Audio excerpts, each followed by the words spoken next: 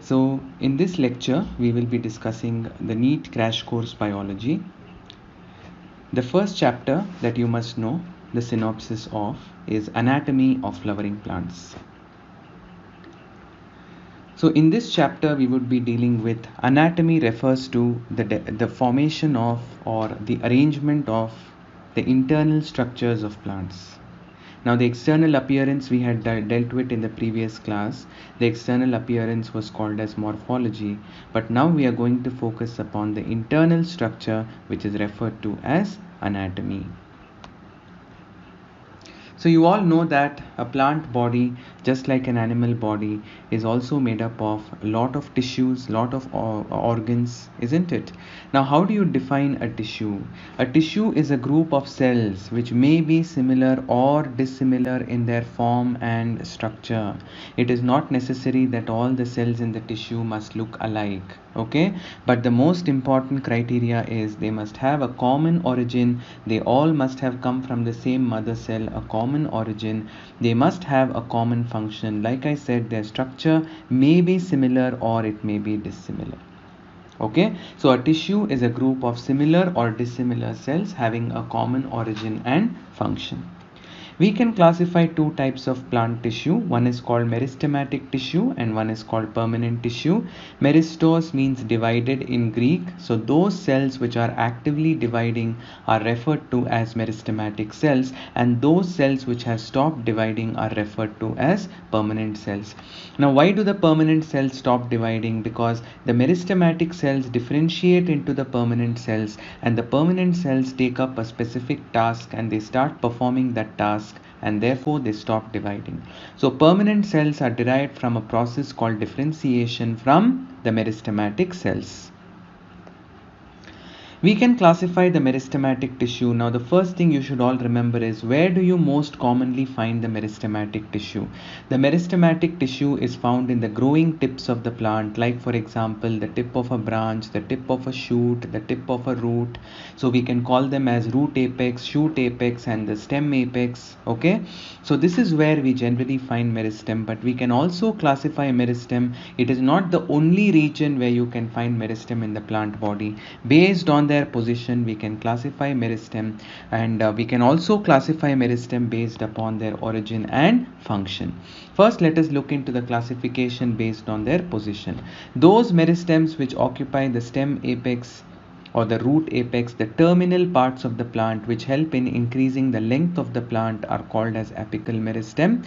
Those meristems which occupy intermediate position and they are found among the permanent cells, they are left behind. Now as the plant is elongating, some parts of the apical meristem will be left behind, and these left behind meristematic tissue will become a part of or will be found intercalated, intermingled along with the permanent tissue, and these are referred to as the intercalary meristem. Intercalary meristem play a very important role, especially in grasses. For example, now you can see these herbivorous animals like cows which graze on the grass, isn't it? That time whatever parts have been lost in the grass plant, they are replaced, they are regrown or regenerated using the intercalary meristem. Okay, so then you also find meristem along the lateral parts of the plant body. These meristems which occur along the lateral part of the plant body, and they are active much later in the life of a plant. They increase the width of the plant. I told you that both apical and intercalary meristems increase the length of the plant, whereas the lateral meristem are those which increase the width or the girth of the plant body. So based on the location we have classified them now into apical meristem, intercalary meristem and lateral meristem. Now in these two meristems you have to remember that apical and intercalary meristems are active during the early stages as well, whereas the lateral meristem is active in a plant body only after it starts undergoing a process that is referred to as secondary growth. So we can call lateral meristem as a secondary meristem because it is the meristem which is not active from the beginning of the life of a plant. Okay, We can classify meristems depending upon their origin into promeristem, primary meristem, and secondary meristem. Promeristems are those meristematic cells which are active in the embryos of the plant. Now, in the embryo, you know that there is a plumule and a radicle in the embryonic axis. Now, in this, you have the meristematic cells which are very, very active in the embryonic stage of the life of the plant, and therefore we call them as promeristem. And then, if you talk about the meristematic tissue which are active during the younger stages of the life of a plant, so these are referred to as, that is, we can say these are mostly in the early stages or the younger stages in the life of a plant, and these meristems are the ones which give rise to the primary plant body.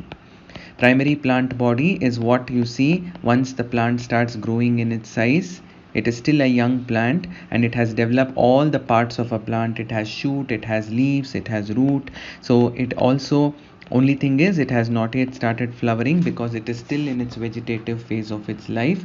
So this kind of meristematic tissue that gives rise to the primary plant body, the young plant body, is referred to as primary meristem. They are active from the early stages in the life of a plant, whereas those which are active in the later stages of the life of a plant, remember, the secondary meristems are not active in the younger stages. Like I told you in the previous slide, the lateral meristems are active only during the secondary growth, and secondary growth happens much later in the life of a plant.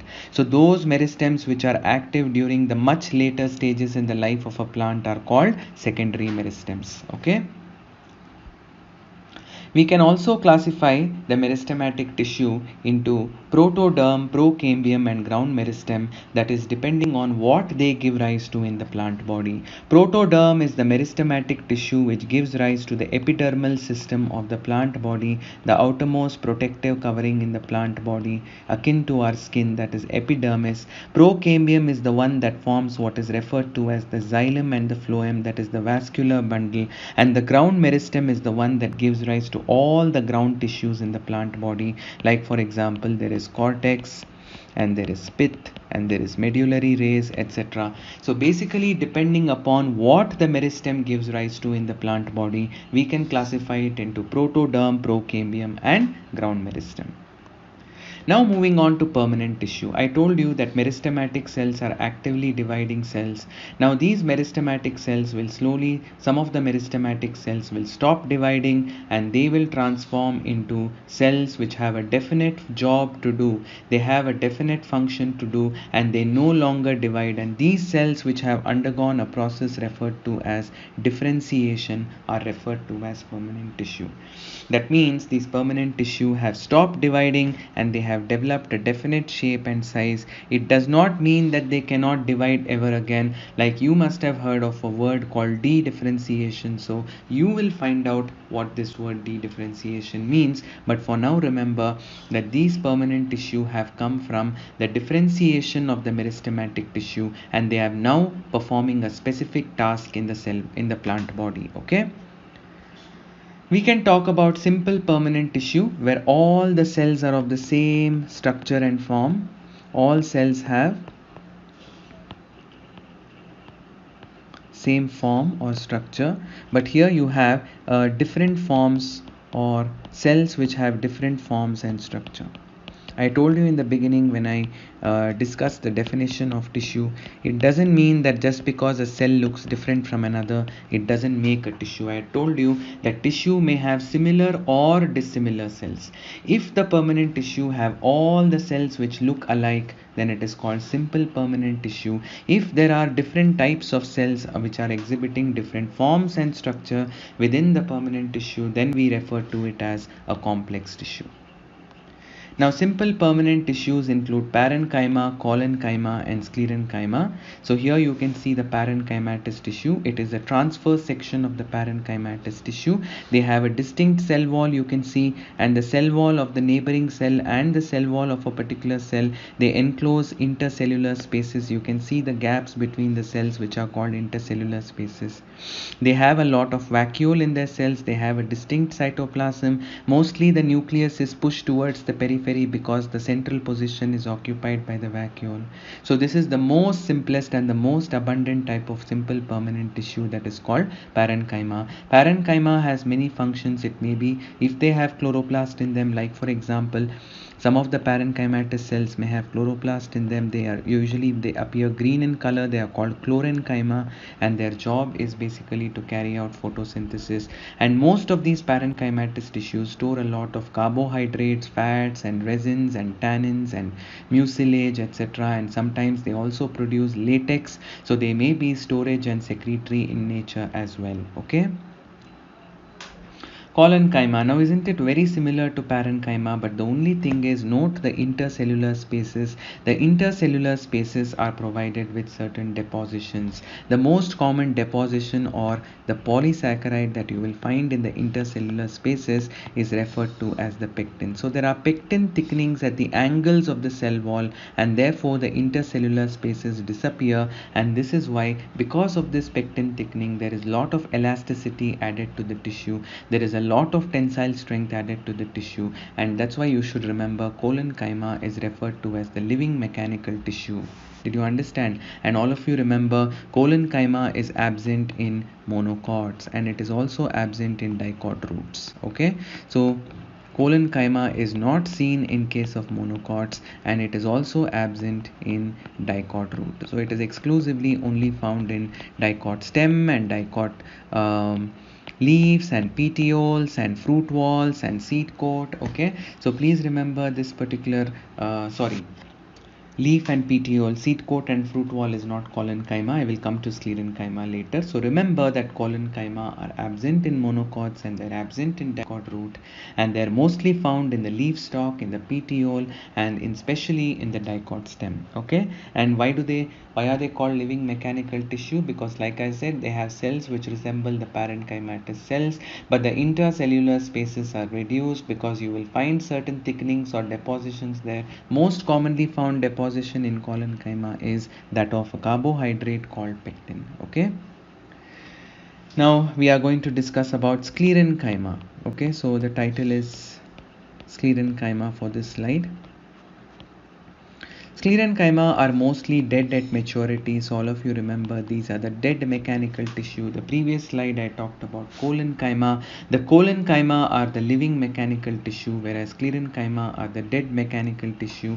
You will either find sclerenchyma which are elongated like this, which are broad at the center and narrow and tapering at the ends. Then you will refer to this as sclerenchymatous fibers, or you will find them in the form of these spherical isodiametric cells, or they may be of different shapes and sizes. They may be stellate shaped, they may be bone shaped, isn't it, or they may be oval shaped. So these cells are referred to as the scleroids.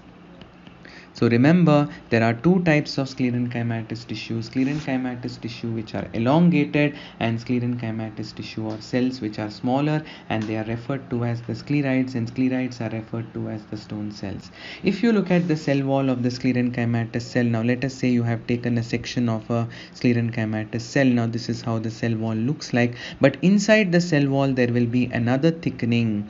This thickening that is found inside the cell wall is referred to as the secondary cell wall layer. This secondary cell wall layer is made up of a substance referred to as lignin. So all of you remember, lignified cell walls are seen. The outer margin that I am showing you here is the primary cell wall, and the inner one, which is a thick layer inner to the cell wall, is the secondary cell wall that is made up of the lignin. Can you notice that in these areas you have only the primary cell wall, there is no secondary cell wall. Such regions where only the primary cell wall are present and the secondary cell wall are missing, they are referred to as the pits.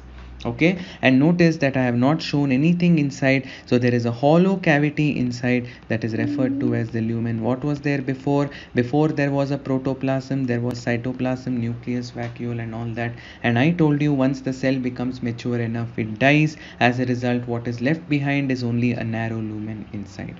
Okay, so remember, what are pits? Pits are those regions where you can find the primary cell wall, but you will not find the secondary cell wall. Okay, so secondary cell wall is missing. So like I told you, in this particular case, the secondary cell wall is made up of a special type of substance that is referred to as lignin, which is what makes it very, very tough and rigid and impermeable to water, and as a result it is fibrous in nature. Where do you find sclerenchyma mostly? Mostly these fibers are associated with the vascular bundle, that is xylem as well as phloem. So remember that the sclerenchymatous fibers may be associated with xylem and phloem, whereas if you talk about the sclerites are mostly found in the fruit wall, that is the leathery fruit wall of nuts. Okay, and then you may also find it in the seed wall of legumes. You may also find it in the leaves of tea plant. And also you must have experienced when you crunch, when you take a bite into an apple or a pear, you can feel that crunch, that gritty nature of the apple or pear or sapota is, or guava for that matter, is because of these sclerites which are present in the pulp of the fruit. So the fleshy pulp of the fruit is also made up of these sclerites, which offer that gritty nature and that crunchy texture to it. Okay, now coming to complex permanent tissue, there are complex permanent tissue, like I told you, is heterogeneous. All the cells in the complex permanent tissue do not look alike. The cells have different form and structure. There are two types of complex permanent tissue. Xylem tissue is involved in conduction of water, and phloem tissue is involved in the conduction of food. Now see here, this is the xylem vessels. So what you should remember here is that basically the xylem is consisting of two most important parts: the central tube that you can see, this continuous pipeline. This continuous pipeline is for water to flow in it. All of you remember, water is flowing upwards in the xylem, that is from the roots the plant absorbs water. So you can see this tube or this channel or this canal through which the water is passing. Now this is referred to as, this is the type of xylem structure that is seen in higher plants like angiosperms. This is referred to as a vessel. Now what is a vessel made up of? A vessel is made up of individual cells. So this is an individual cell with an oblique cross wall, and notice that this cell is also having lignin thickenings in it. It has a primary wall made up of cellulose, and it has a secondary wall that is made up of lignin. So this is what is referred to as the trachea. The trachea is nothing but the vessel element, whereas it's also called the tracheal element. Okay,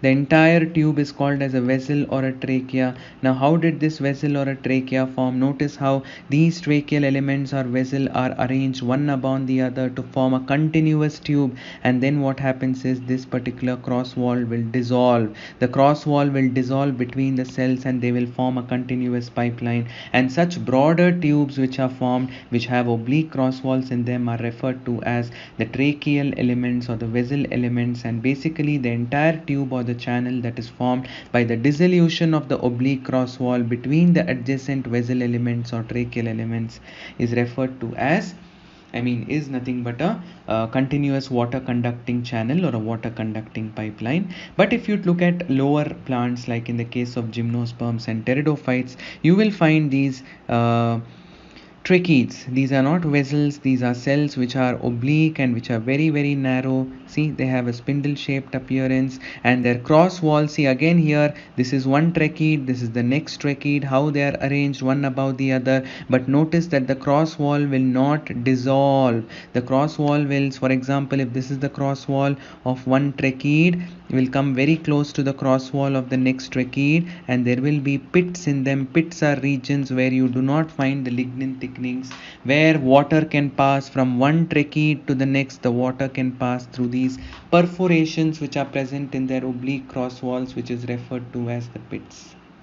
Okay, so two types of xylem elements that you learnt now. The broader ones are referred to as the tracheal elements or the vessel elements. The narrow ones are referred to as the tracheid. Why everything is arranged one above the other? Ultimately, they want to form a tube or a channel to transport water through them. That's why they all get arranged end to end, one above the other. Gradually, as the cells mature, the xylem and these xylem elements, that is the tracheal elements and the tracheid, as you can see, they enclose a hollow cavity inside, which is referred to as the lumen. So the lumen is very narrow in this case. In this case, the lumen is very broad. And why should they enclose a lumen like this? That means when they become mature, there is no cytoplasm, there is no nucleus, and this lumen will allow water to get transported. Along with that, this particular xylem tissue, as you can see these rectangular cells over here, these are called as the xylem parenchyma.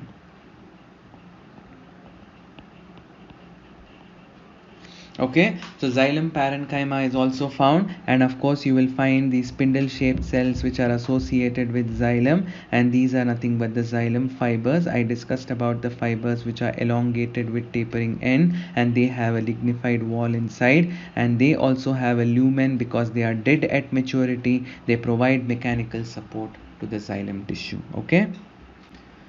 Types of xylem. If the xylem is basically a primary xylem or a secondary xylem, the primary xylem is originating, it is something that is formed very early in the life of a plant, and a secondary xylem is formed very late in the life of a plant, mostly when the plant is mature and it is undergoing a special type of growth which is referred to as the secondary growth. Then depending upon the size and depending upon how early and how late it was laid down, we can classify xylem into protoxylem and metaxylem. Mostly protoxylem and metaxylem are both the classifications of the xylem that are formed very early in the life of a plant in the primary plant body. So protoxylem is the first formed xylem and metaxylem is the later formed xylem. Protoxylem is one which has a very narrow lumen and metaxylem is one which has a broader lumen. So remember that you are further classifying the protoxylem, I mean the primary xylem which is formed in the earlier stage in the life of a plant, into protoxylem and metaxylem. Protoxylem is something that is formed first and metaxylem is formed later. See, conditions of xylem. Now you can see here, this is the xylem arrangement in, say for example, you have taken a section of the dicot root. A dicot root is cylindrical, so if you take a section, its cylindrical root will appear to be circular. So this is the dicot stem that is in section. If you see the arrangement of dicot stem, if I'm going to draw the same section over here. Now this is the cut part of the dicot root, and this is the remaining part which is not cut. You will see that in the dicot root, within a central cylinder, there will be a central cylinder which is referred to as the stele. The stele is the central core of the plant tissue or the plant body like root or stem, which contains the vascular bundles in them. Okay, so in this you will see that the protoxylem is towards the periphery and the metaxylem is towards the center. Now this central tissue here is called as the pith. Okay, similarly here also protoxylem towards the periphery, metaxylem towards the center, protoxylem towards the periphery, metaxylem towards the center. So the same arrangement is seen. This kind of arrangement that is seen in the case of dicot root and monocot root, where the protoxylem occupies a peripheral position and the metaxylem occupies a central position. What do we call this type of arrangement? This type of arrangement of xylem is referred to as exarch arrangement. So remember, exarch arrangement is the type of arrangement that is seen in dicot and monocot root. Sorry, this is not stem, it is root. So I am writing it here for you. Exarch xylem is found in dicot and monocot root. Okay, now where do you see endarch xylem? Now endarch xylem is seen in dicot stem. Now in dicot stem, what happens is, if this is the stem and if this is the central cylinder which is referred to as the stele, and if this is the vascular bundle, in the vascular bundle protoxylem is towards the center, metaxylem is towards the periphery. See the difference. Towards the center of the stem you have the protoxylem, towards the periphery you have metaxylem. This type of arrangement that is seen in dicot stem and dicot stem is referred to as the endarch type of arrangement. So remember, in dicot root and monocot root, the xylem is arranged in a way that the protoxylem is towards the periphery, the metaxylem is towards the center. But in the case of endarch xylem, in the case of dicot stem, the protoxylem is towards the center and metaxylem is towards the periphery. So these definitions you have to remember, that is based on the arrangement of xylem.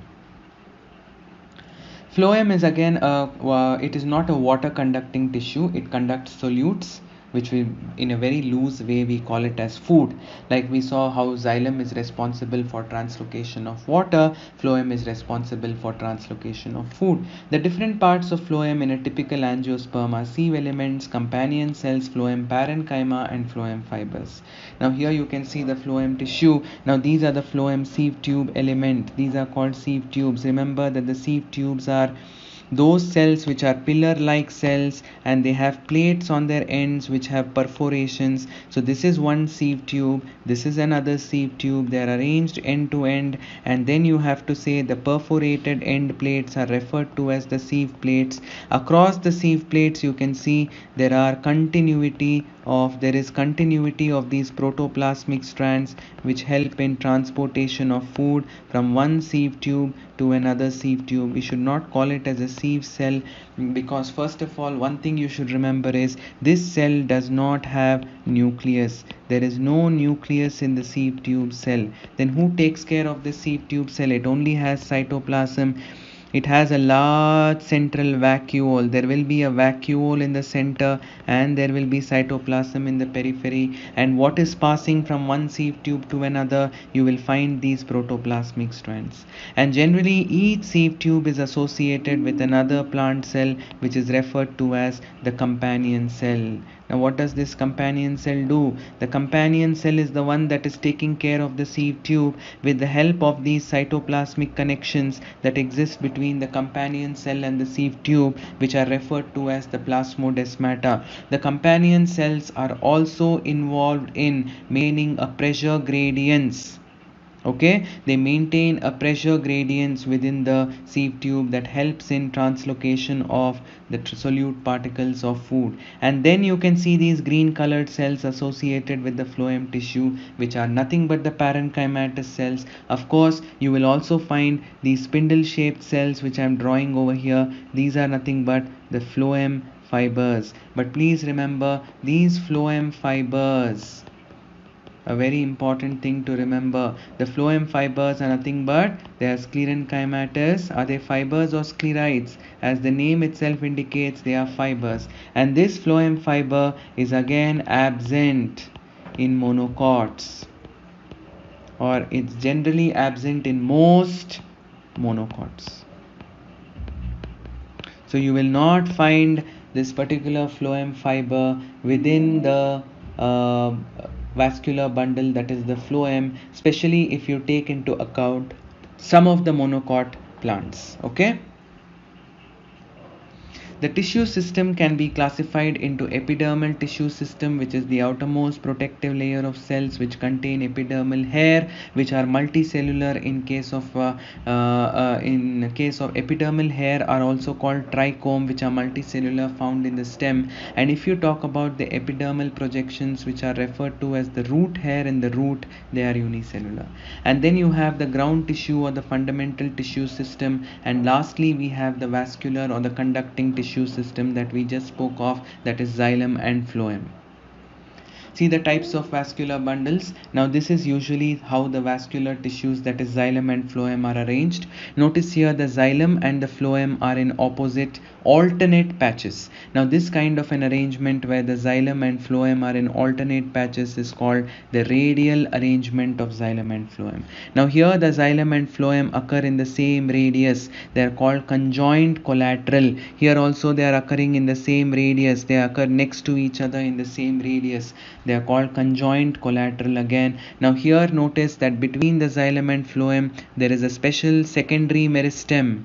I told you lateral meristem, and this secondary meristem is the one that is responsible for the growth of the plant after it attains a certain level of maturity, where a plant starts becoming a woody tree, isn't it? A plant will not be a plant. Most of the plants will ultimately become tree. For that, this cambium helps. If cambium is present between the xylem, we call it as open vascular bundle. If cambium is absent, like in the case of monocot stem, we call it as closed vascular bundle. If xylem and phloem are found in alternate patches like in dicot and monocot root, then we refer to it as radial vascular bundle. So here I am writing it is closed and because they are present in the same radius, that is, they are called conjoint collateral.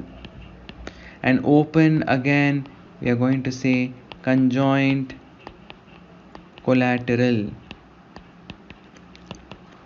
Closed is seen in monocot stem, and open is seen in dicot stem. So remember, outer phloem and inner xylem is how you see in the case of the stem. The conjoint collateral open is found in dicot stem. Conjoint collateral closed is found in monocot stem.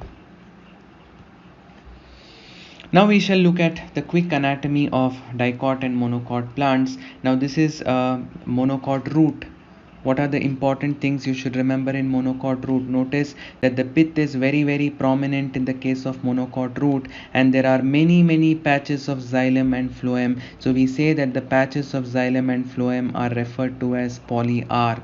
Okay, and see these patches between these semicircular patches which are found between the xylem, they're alternating between the xylem, these are referred to as the phloem. Okay, the outermost covering of a root is the epidermis or the epiblemma, which has unicellular projections called root hair. Then there is a multiple layered parenchymatous tissue which is called cortex. There is an innermost layer of barrel shaped parenchyma cells which bear suberized thickenings, a waxy thickening in them, which is called the Casparian strip, isn't it? Now this is called as endodermis, and then there is a multi-layered parenchymatous layer called pericycle, and xylem is present in more than 4 patches. More than 4 patches which is seen in monocot root is referred to as polyarch condition. Notice that the protoxylem is towards the periphery and metaxylem is towards the center. So we call this kind of an arrangement of vascular bundle as exarch. Then not much of a difference is seen between dicot and monocot root. Of course, in case of dicot root, you will find these endodermis. Most importantly, you can all see the cortex here. The cortex is very vast, as in the case of monocot root. But see how the pith is reduced over here. In this particular case, the pith is not as prominent as the monocot root. And see how the xylem is found only in 4 patches. That's why we call this condition as tetrarch. In monocot root we called it as polyarch. Here we are going to call it as tetrarch. And they've given a color also to distinguish between the xylem and phloem. You can easily identify the same. Then coming to dicot stem. Now in dicot stem, you hear this is the ground plan of the dicot stem. Now in that you can see the outermost layer is the epidermis.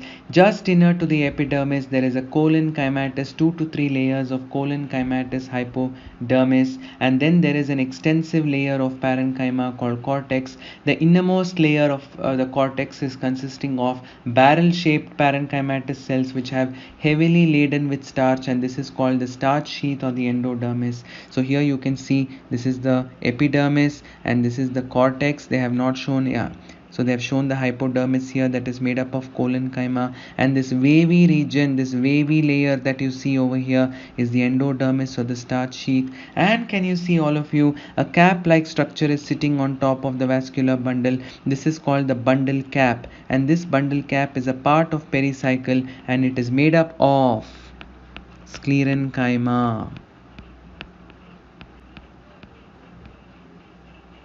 So please remember that the bundle cap which is present above the vascular bundle is made up of sclerenchyma. And then you have phloem towards the outside and xylem towards the inside. Notice how the protoxylem is towards the inside and metaxylem is towards the outside. So we call this condition as endarch. And this cone-shaped structure is nothing but referred to as the vascular bundle. You can see that there are so many vascular bundles which are present, and around a central very prominent pith. So in the vascular bundle, what do you see? A vascular bundle is like this.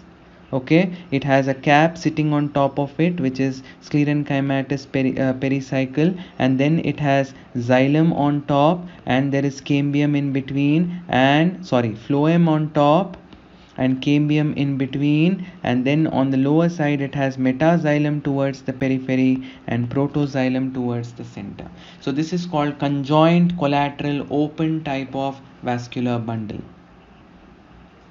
Monocot stem is very different from dicot stem in that the monocot stem, in which the hypodermis is not made up of collenchyma, but the hypodermis is made up of what? It is made up of sclerenchyma. So remember, there is a sclerenchymatous hypodermis, which is something which is very unique in the case of monocot stem. And then you can see how the xylem vessels, now if these are the xylem vessels, the protoxylem, these are the metaxylem, and these are the protoxylem, and there is a water filled cavity. The vascular bundle looks like the human skull, isn't it? This water filled cavity which is associated with the xylem is called the lysigenous cavity, and in the forehead region is where you can find the phloem. See,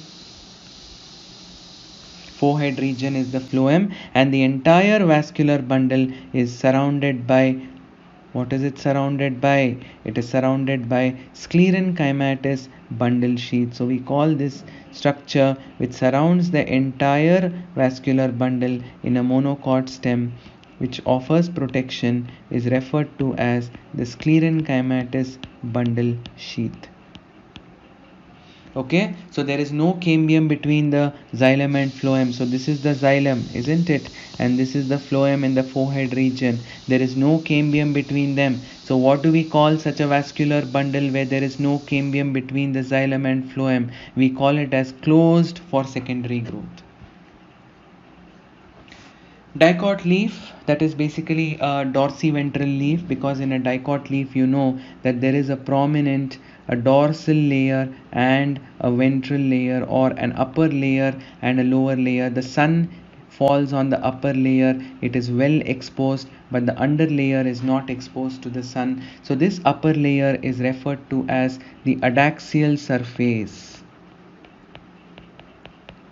and the lower layer is referred to as the abaxial surface. Adaxial and abaxial surface. That's why you can clearly distinguish, and generally the adaxial surface has very few stomata, because it is mostly exposed to the sun and it can lead to excessive transpiration, so it has very few stomata, whereas the abaxial surface is something which has more amount of stomata because it is not directly facing the sun. So this is the upper epidermis or the adaxial epidermis. This is the lower epidermis. I just told you that in the lower epidermis you will find more of stomata, and then you can see how the entire leaf tissue is made up of these cells which are referred to as mesophyll tissue. Some of them are pillar-like. They are called palisade parenchyma. Some of them are irregular in shape with lot of chloroplasts. All of them basically have chloroplasts on them. So the irregular shaped ones are referred to as the spongy parenchyma. The long elongated and pillar-like cells are referred to as the palisade parenchyma. Okay, so where is the palisade parenchyma found? The palisade cells are found near the upper epidermis, and the spongy cells are found near the lower epidermis. The lower epidermis of the leaf that is away from the sun is referred to as the abaxial surface. And then you can see the vascular bundle over here, correct? Now in this vascular bundle you can all very prominently see that is xylem and phloem is present in the vascular bundle. Okay, mostly xylem is towards the upper epidermis and phloem is towards the lower epidermis, and you can also see a layer of cells surrounding the xylem and phloem, and this layer of cells which surrounds this xylem and phloem is called as the bundle sheath. And can you see that there are layers of collenchyma cells on the either sides of the bundle sheath, and this layers of collenchyma cells, it may be called as the bundle extension. They are referred to as the bundle extension. Now again here what you should remember here is the upper epidermis, monocot leaf. Monocot leaf, both the surfaces are evenly exposed to sunlight, so we don't call it as a dorsiventral leaf, we call it as a isobilateral leaf. Clear? So get the difference between what is it called, isobilateral and dorsiventral. Isobilateral means both the upper epidermis and the lower epidermis are evenly exposed to the sun. The upper epidermis is called adaxial surface, and some of the cells in the upper epidermis, they are empty, they have a protoplasm, they are empty, as in they don't have much of the contents. Of course protoplasm is there, and they are mostly considered to be dead cells, and these cells which usually help in the curling of the leaf. Suppose the leaf is suppose the conditions outside are too hot and too sunny, then these cells will lose the water vapor and therefore they become flaccid, and when they become flaccid the leaf will curl, they help the leaf to curl, and such cells are referred to as the motor cells or the bulliform cells. So remember, the motor cells or the bulliform cells are those cells which, when they lose water, they become flaccid, they shrink and they curl the leaf. And suppose there is lot of water, they absorb water, they become turgid, and they allow the leaf to spread out so that there is enough water in the leaf and it can basically make use of the sunlight for photosynthesis. Now here also you can see the bundle sheath, but the bundle sheath is not very prominent here, and most importantly on both sides of the bundle sheath you can see the sclerenchymatous bundle cap. In dicot leaf I told you that the bundle extension is collenchymatous. Now here this bundle extension, it is referred to as a bundle extension, is mostly made up of sclerenchyma. It is sclerenchymatous. And notice how the palisade cells are, not palisade, notice how the mesophyll cells are. Do you see pillar like cells which you found in the dicot leaf? No, all the cells are appear to have a uniform shape and form and size, and these cells which are parallel in shape and they have chloroplasts in them, they are referred to as the spongy parenchyma. So the mesophyll is entirely made up of spongy parenchyma with very little intercellular spaces, but yes, you do find intercellular spaces, and between the intercellular and in those intercellular spaces you mostly have water vapor that accumulates, and also the gases which are exchanged within the plant with the outside environment are also seem to collect in these intercellular spaces that are present between the spongy parenchyma. So what you should note is, in dicot leaf there was a difference between palisade and spongy parenchyma. In monocot leaf you do not have such a distinction, you only have spongy parenchyma. Okay. Secondary growth in dicot stem. Now when I talk about secondary growth, do you remember, if you take a dicot stem, so obviously a stem is cylindrical like this. If you take a cut section, a stem will look spherical like this. Now if you take the ground plan of the stem, there is an outermost layer that is epidermis, and then you have these multicellular structures which are referred to as the trichomes, isn't it?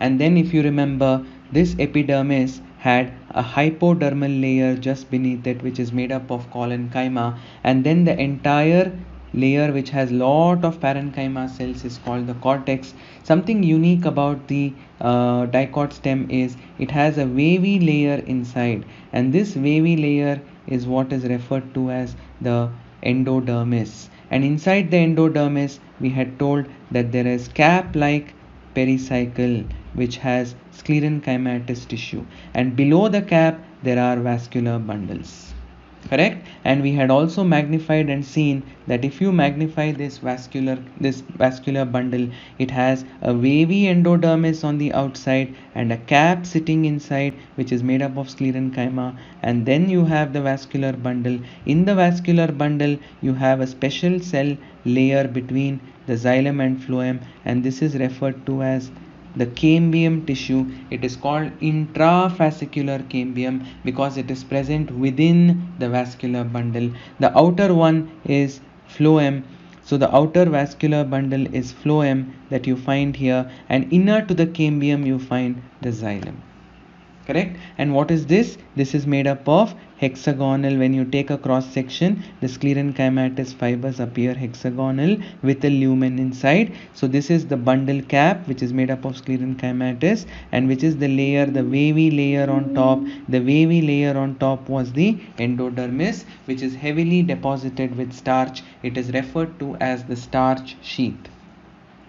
correct? So what happens in the secondary growth is the first type of secondary the first change that happens is, imagine this is a vascular bundle and the neighboring vascular bundle is also sitting here. This is the cambium of one, this is the cambium of two. So let me show two vascular bundles here. I've shown one already with cambium sitting here. Let me show the neighboring vascular bundle also with a bundle cap with phloem and with xylem on it, and with cambium in between the two. So phloem, xylem, and this is the sclerenchymatous bundle cap which is sitting on top of the bundle.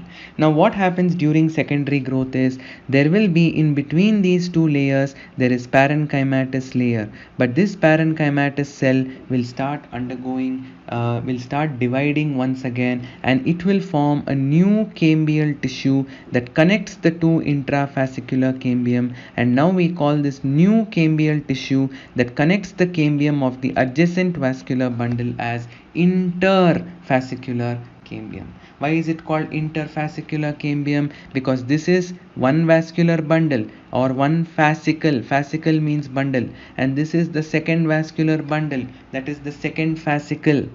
So between the two fascicles, between the two vascular bundles, you mostly find what is referred to as this cambium, and this cambium is what is referred to as the interfascicular cambium. So within the vascular bundle you have intrafascicular cambium, and in between the vascular bundle you have interfascicular cambium. Together the intra and the inter become what is referred to as the vascular cambium.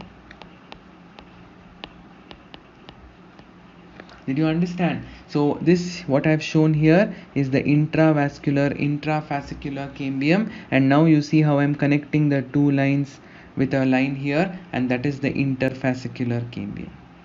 Clear? So this is the first step that happens in the secondary growth in the case of a dicot stem. And very importantly, what you need to remember here is the ground plan of the dicot stem. So what is the ground plan of the dicot stem? You should know all the parts, otherwise you will not understand the secondary growth.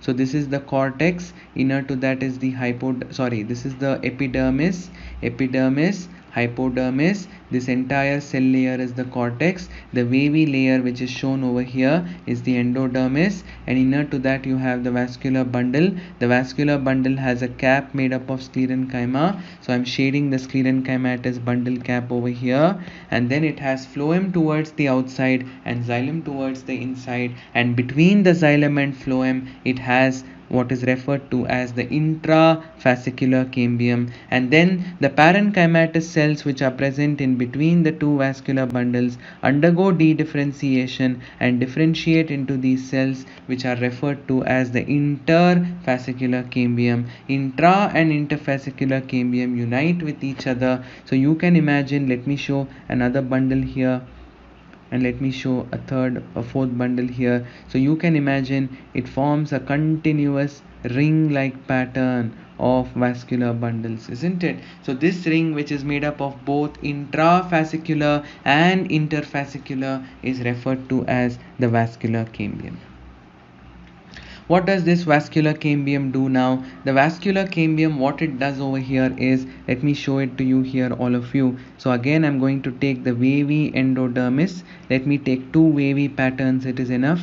So let me show the sclerenchymatous bundle cap over here, and then this is one vascular bundle, and this is the neighboring vascular bundle, and then the cambium is formed between the two. So there was already a cambium between the xylem and phloem over here. Now there was already a cambium on this side. Now a new cambium has formed over here, which is now together it continues, I hope you know, it continues on both sides and connects with all the intrafascicular cambium, and this is referred to as the vascular cambium. Correct? Now this vascular cambium will start producing xylem on the outside. See, it is starting to produce new xylem on the outside. So new xylem tissue, the older xylem will get pushed towards the center. See, it's getting pushed inside because it needs to make space for the new xylem tissue. What do you call this new xylem tissue that is formed? We call it as secondary xylem, because it is forming now much later in the life of a plant. And what does it cut off on the outside? It cuts off new phloem, and this phloem is nothing but referred to as the secondary phloem, isn't it? So since it cuts off xylem on the outside, and xylem on the inside and phloem on the outside, basically this cambium is involved in the production of secondary phloem. So what is being cut off to the outside is nothing but the secondary phloem, and what is being cut off to the inside is nothing but the secondary xylem. You can imagine when secondary phloem starts getting put out, all these sclerenchymatous bundle cap, they will get crushed. Why do they get crushed? Because there is so much pressure, there is continuous pushing that is happening towards the periphery, because more and more secondary phloem are being pushed, and therefore this particular layer, that is the sclerenchymatous bundle cap or pericycle, will almost become very very thin, because the fiber cells within them are getting crushed. Okay, then another interesting thing is this cambium which I was speaking about, the inter and the intrafascicular cambium, which has formed a continuous ring now, which is referred to as the vascular cambium, will put out xylem in two different patterns. Now during the spring season, it puts out xylem which are very very massive in size. See, the xylem elements, which are tracheal elements, are massive in size. So this is put out by the vascular cambium. So during the spring season, the xylem that is put out is very very massive in size. Now see how it is putting out xylem during the autumn season. During the autumn season, the xylem that is formed is very very narrow, and it is very thick or dense in its appearance, and it is dark in color. It is not light in color. So let me show these small xylem elements here, and which are all very very crowded and compactly packed. They are more denser. So what happens is, inside you can see one stretch of it was produced during autumn season, and one stretch of it was produced during the spring season. So this is referred to as the spring wood or the early wood, because this happens early in the year. So early or spring wood, xylem is nothing but wood. So you can see how the early or the spring wood is broader in diameter. The vessels are much more broader, they are lighter in color, they are very thin in their density, they are thin walled. But this wood or xylem that is put out during the autumn season is called late or autumn wood. And this late or autumn wood is basically comprising of these xylem elements, which are mostly very very narrow in diameter. They have very thick walls, they are very very dense, they conduct less amount of water. And one patch of spring or early wood, and one patch of autumn or late wood, doesn't it account to 1 year? Because in a year we have one spring and one autumn. So this entire patch of one spring wood and one autumn wood represents what is referred to as one annual ring. By counting the number of annual rings, you can predict the life of, the age of the plant. So remember, we spoke specifically with regard to xylem. The xylem is cut off inside from the vascular cambium, and the xylem that is cut off is produced in two distinct patches. One is the early or the spring wood, and the other one is the late or the autumn wood. The early or the spring wood is lighter in color, it is less dense, it has broader vessels. See how the vessels are so broad here in comparison to the tiny vessels that you find here in the case of the autumn wood. And one patch of spring wood and one patch of autumn wood is referred to as what? Annual ring. Similarly, in the next year again, this is the what is produced in the previous year. In the past year, again during the spring season, what had happened? It had produced the spring wood, and again during the autumn season, it has produced these smaller xylem vessels, which are referred to as the autumn wood. So it keeps happening every single year. So every year there is one patch which is called annual ring, which has both spring wood and autumn wood. Okay, and then this is happening inside the steel. What happens in the cortex? Now in the cortex, do you remember there is epidermis and there is hypodermis and there is cortex. This entire layer in the stem is referred to as cortex. The innermost layer of the cortex is the wavy endodermis, which I spoke of, which has bundle caps and which has vascular bundles. I'm talking about dicot stem. Correct. Now in the cortex, what happens is another special cambium starts developing. This cambium which develops in the cortex, which is basically by the dedifferentiation of the cells, the cortical cells, they are referred to as the cork cambium. The cork cambium will put out cells on the outside which become dead because they are heavily deposited with a waxy substance that is called suberin, and these cells are referred to as the cork cells. And this layer is called as the phloem, and the layer that produces it, this cellular layer that produces the cork cells on the outside, is what is referred to as what?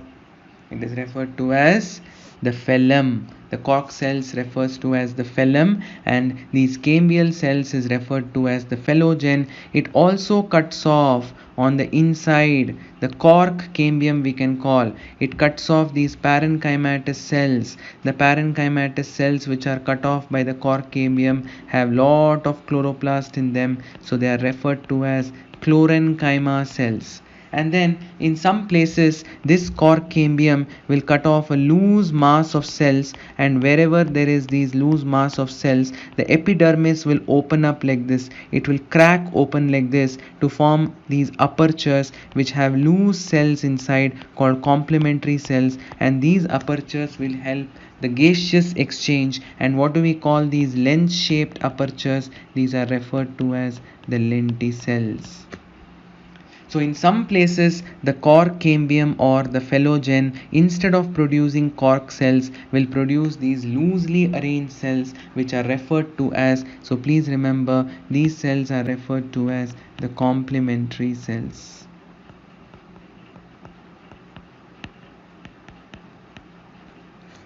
I'm so sorry.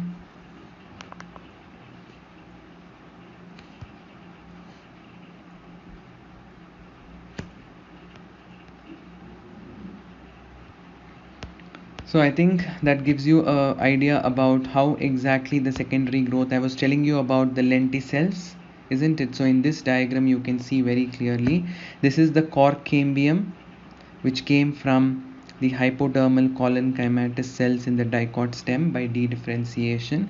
Largely it puts out the cork cells. See, these rounded cells are the cork cells, which are heavily deposited with a waxy substance called suberin, and inside you can see the cork cambium will put out the cells which form the secondary cortex.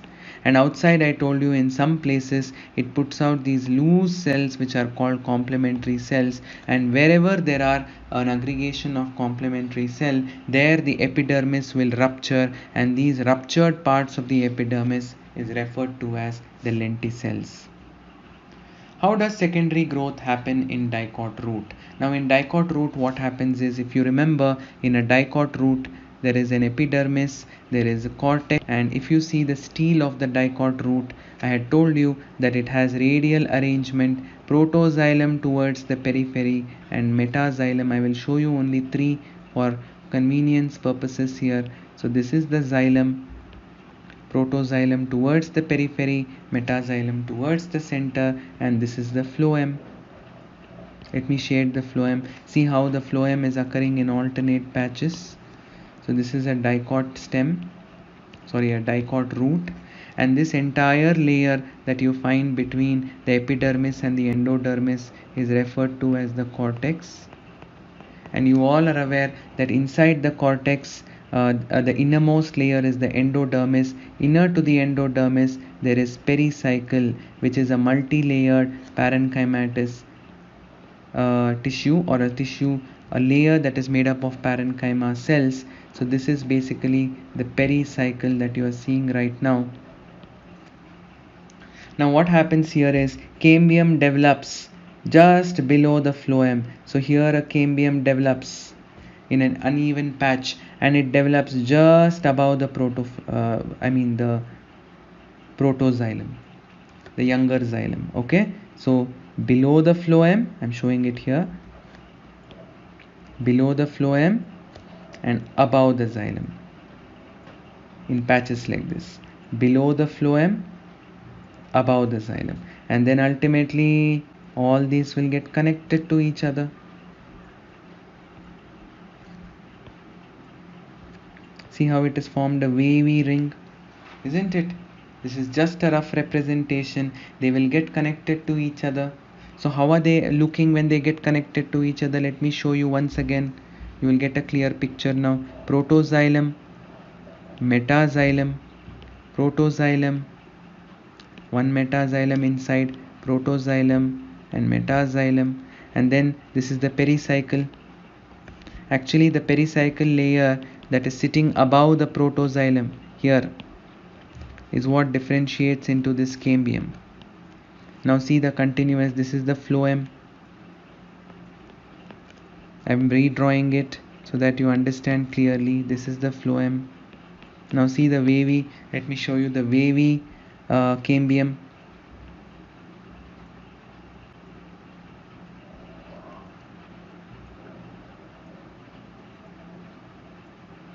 See, isn't it wavy in nature? Now where is it formed? Below the phloem and above the protoxylem. And this cambium, once it is formed in the dicot root, it functions exactly like what we saw in the case of dicot stem. What will it start cutting off on the inside? It will start producing secondary xylem on the inside, and what will it start cutting off on the outside? It will start producing secondary phloem on the outside.